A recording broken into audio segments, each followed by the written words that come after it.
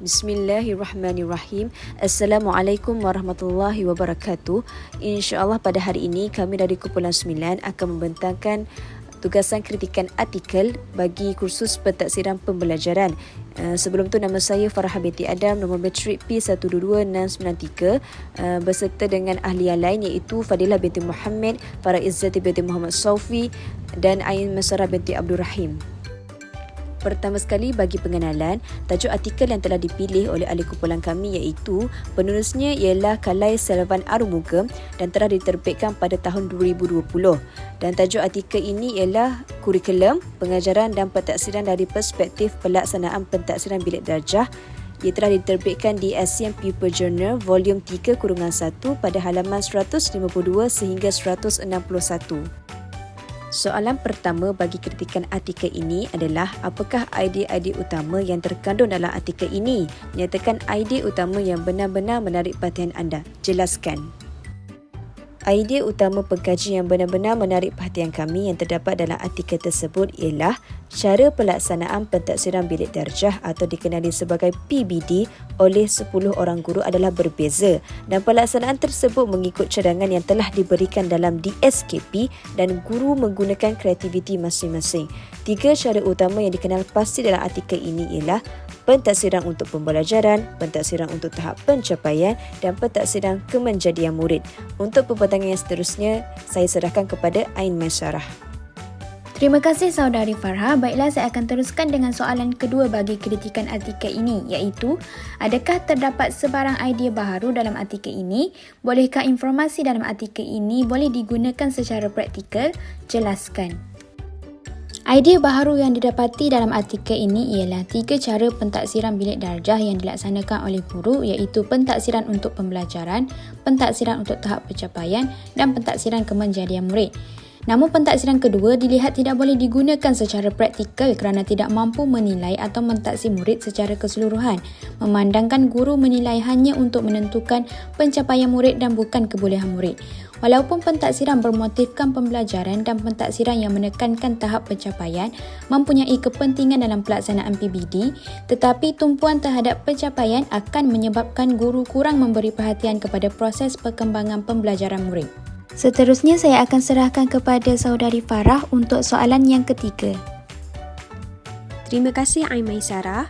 Baiklah, untuk soalan ketiga bagi kritikan artikel ini ialah, adakah anda bersetuju atau tidak bersetuju dengan segala intipati utama atau perdebatan atau perbincangan atau hujahan dalam artikel ini? Jelaskan.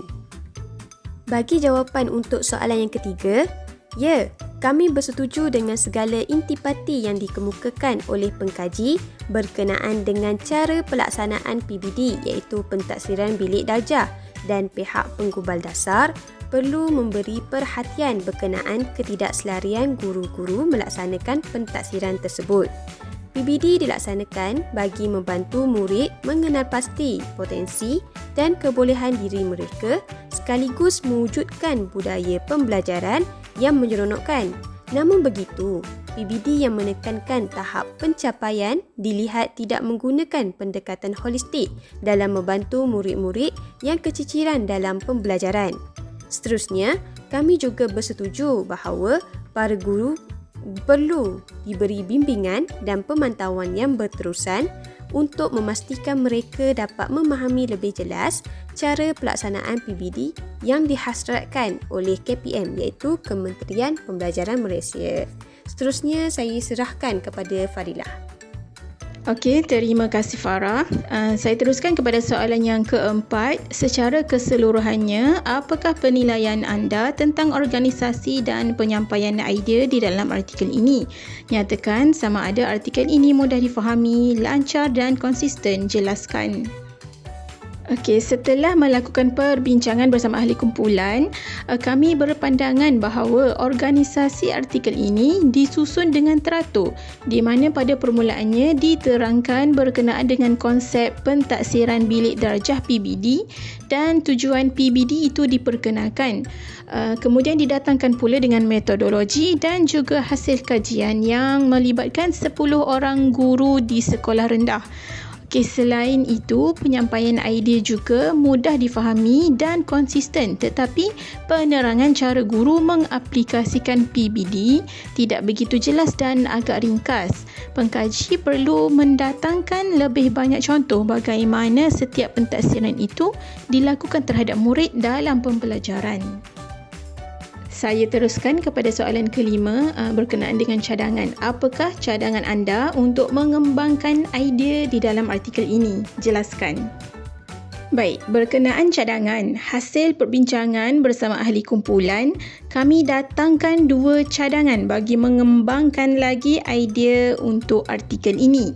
Yang pertama, pengkaji perlu mendapatkan maklum balas daripada guru berkenaan kesediaan dan pendapat mereka dalam melaksanakan pentadsiran bilik darjah PBD dengan mengambil kira setiap kategori sekolah di Malaysia seperti sekolah luar bandar dan sebagainya, dan tidak hanya tertumpu kepada sebuah sekolah sahaja.